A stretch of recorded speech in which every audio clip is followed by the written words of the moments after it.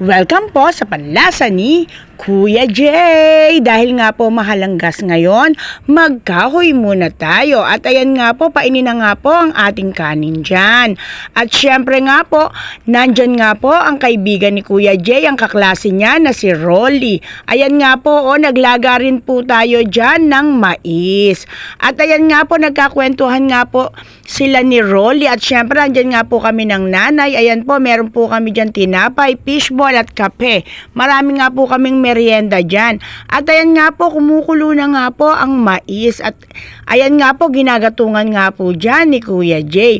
At syempre nga po, ayan nung naluto na nga po ang mais, kinain na nga po namin ang biyenan ko, ang nanay Tessie, si Kuya Jay, at syempre po si Ate Gina.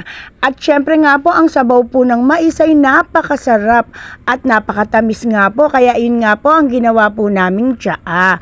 At syempre nga po, napakasarap nga po ng higa dyan ni Ate Paige sa duyan. Habang nga pong nagpapahinga kami dahil nga po nagwalis po kami at dilig ng aming pong mga tanim. At kasama rin po namin ang aming mga alaga na si Sandy at si Bianca.